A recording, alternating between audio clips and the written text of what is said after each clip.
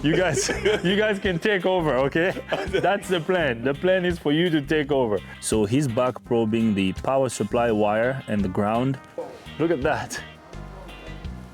Yeah.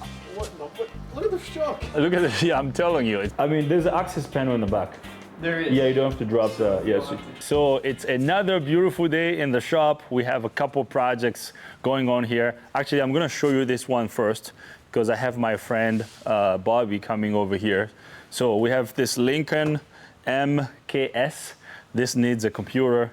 We're gonna change the computer on this one. And then we have a Ford F350 over here. And then back there we have a Toyota Highlander. Robin is working on it. So I talked to my friend Bobby. He's programming the computer on the Lincoln. He doesn't want to be shown on camera. So now my man Robin is working on this Toyota Highlander. Let me tell you a little bit about this Toyota Highlander. This vehicle came from a friend of mine. So it came from another shop. They were actually diagnosing it. The vehicle is losing power and it was dying on the customer while it was being driven down the road. Some components were changed. Can you tell us, Robin, what you did and what you found? What I found is I see the mass airflow sensor was changed. Matt, can you show that mass airflow sensor? So the mass airflow sensor was changed. We didn't change that. The other shop did. The PCV valve was changed. Okay. The oxygen sensor, aerator sensor was changed. Can you see the sensor here? That one? Yeah. Oh, yeah. This oxygen sensor was changed. Yes. So me and Gabby, we just been having a discussion about it. And Yeah. the codes we find. So the code we find so far is our lean codes. Okay. So we said if we have lean codes, why? I'm would gonna we- come stand next to you so that people can hear. Yeah. So if we have lean codes. Because I'm the only one who's got the mic. So. Okay. So if we have lean codes, why would we put on so much parts on the car? Let's check if we have vacuum leak. We smoke check it. The smoke machine come down to almost zero, so I would know that it's not a vacuum leak. Okay. What would the next likely things happen to it? So all right, let's bring out the fuel checker. So we check the fuel pressure and realize that when we turn it on, it was at zero. I said, oh no, let's call Dr. D over because we know we got a fuel pressure problem. Yeah. So we checked it, I connected it right, everything I did right.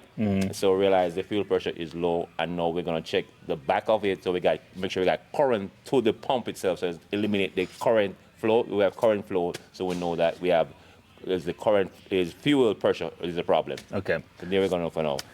I'm so happy right now. I feel like a proud dad. I told them off camera, like I told Robin, I said, this Highlander came from another shop and they're dealing with it. They replaced a couple parts.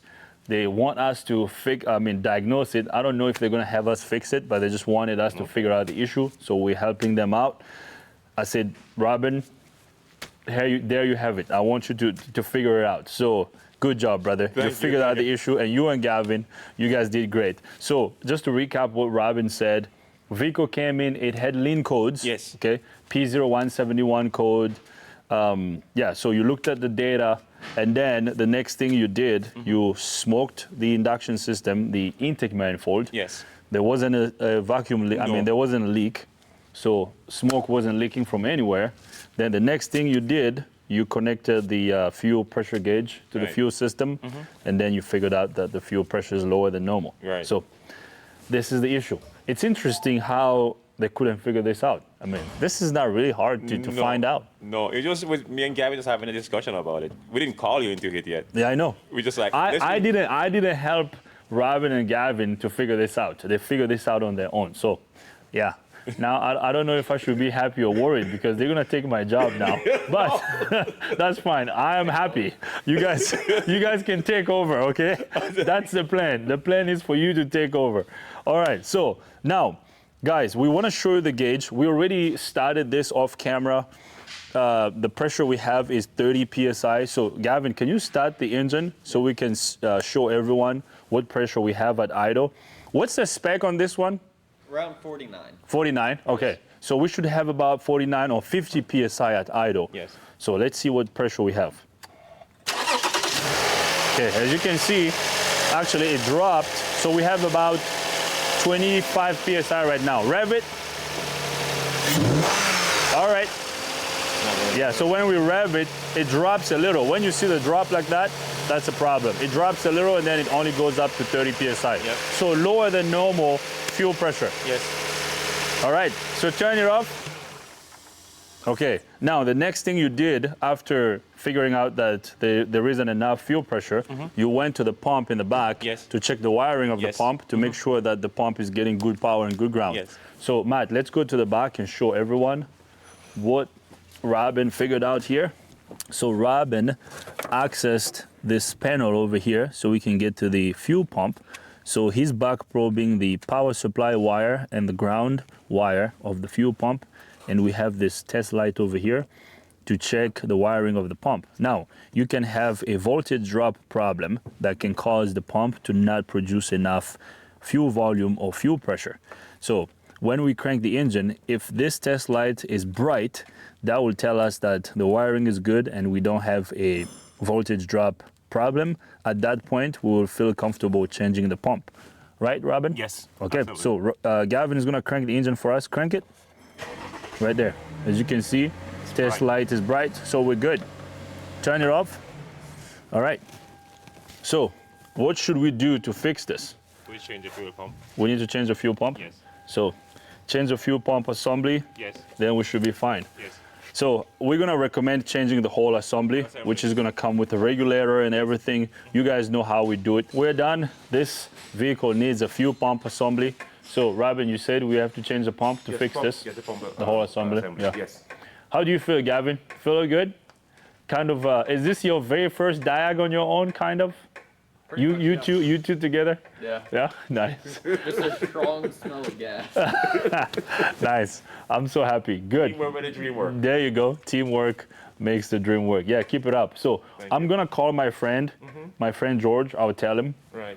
And yeah, I don't know if he's going to have us do it or maybe he's just going to come pick it up. So I'm going to tell him to change the whole assembly. Right.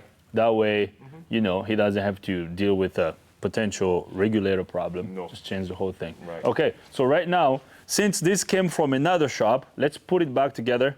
Or maybe I should call him first. Yeah. Let me go call him, tell him what we found, and then, you know, if he's gonna come pick it up, we can put everything back together, and then we can drive it outside. So, Matt, you and I can walk to the front.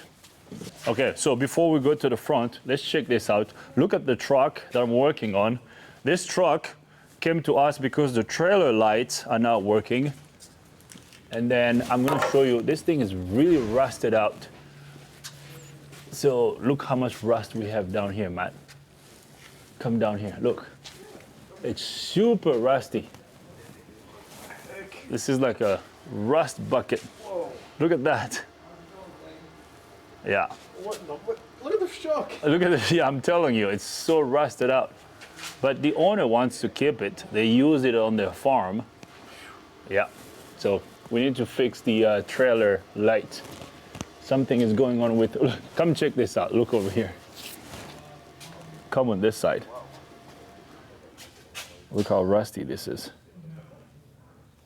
Jeez. Yeah. It's really rusty. Yeah. I mean, hey, our job is to fix cars unless it's super rusty and super old, but if we can still get the stuff for it, we'll fix it. Okay, so let me go to Steve.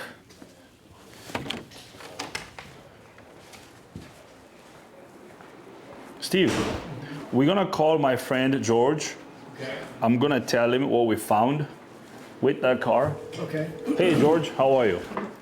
Good. What's up? Hey, we just finished diagnosing the Highlander you brought to us. Actually, my guy Steve called you with our shop number. I don't know if you saw the missed call. I didn't. Yeah. So we just finished testing it. We saw that the mass airflow sensor was changed and the O2 sensor was changed. Did you change that or did someone else change it? Yeah, those I changed those last year, and it went through emissions, and then this problem just recently came up. I suppose. Oh, you changed those last year. Okay. Well, you had there's a fuel delivery problem on this engine. The fuel pressure is lower than normal. The spec on the car is about 49 psi, so it should be between 45 and 55 psi at idle. right now at idle we have about 25 psi. Damn. Yeah, so the whole fuel pump assembly needs to be changed. And then we also checked the wiring of the pump to make sure that there isn't any high resistance on the wires. You know, yeah, no voltage drops on the wires, so it needs a pump. So, yeah, because I remember you told me that the customer said it was losing power and sometimes it would fall on its face or die, right? Yeah. Yeah, so, I mean, and you said you had it at your shop, it was running for a while, but it didn't die on you, right? Yeah, I didn't do anything. It didn't do anything, yeah. So if you just have it idling, it idles fine. But when you drive it, I guess if you drove it long enough, you could have seen the issue or you could have experienced it. So especially when you take it under load, it's starving from fuel. That's what's causing it to lose power. So Okay. yeah. Now, do you want to take care of this yourself, or do you want us to send you an estimate and see if you want us to do it? How much are we in right now? How much time you got? So we're gonna send you our standard diag. Yeah, I'll send that to you. Steve will send it to you, and then yeah, then you at that point you can let me know if you want us to do the pump too. Okay. So you sent me the estimate too, right, for the pump? Yeah, we can send you the estimate too if you want. Yeah. All right. Thank you, man. Yeah. Okay. Sounds good. So you're gonna get a text here very soon. There will be a link on it, and then just click on it, and then, or you can call me back or call us back. Okay. All right. Sounds good. Sounds good, George. Thank you. All right. Bye bye. All right, guys, there you have it. That's it. So that was a quick little one, quick short video of what's going on in the shop this morning. Yeah, so let's send him I would put an hour and a half on the diag instead of an hour. Yeah, add about half an hour because then they had to check the wiring and everything. That's right. Yeah, I would add an hour. And then maybe like do 1.2. And then you can do, if you can find a Delphi fuel pump. Oh, is that what you called it? Yeah, there you go. We've done a few of these. Yeah, we've done a few of, yeah, for sure. Now on the labor, I mean, there's an access panel in the back. There is. Yeah, you don't have to drop So you yeah, don't so- have to drop yeah, you don't have to drop the tank, so you can lower that number.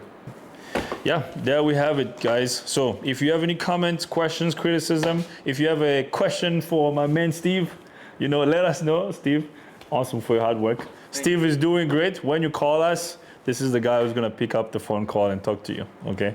So everybody, if you're a subscriber coming back to watch this, I appreciate you. If you're not a subscriber, subscribe to our YouTube channel. Comments, questions, criticism, leave them in the comment box. Our famous cameraman, Matt, thanks for being here. See you guys next time.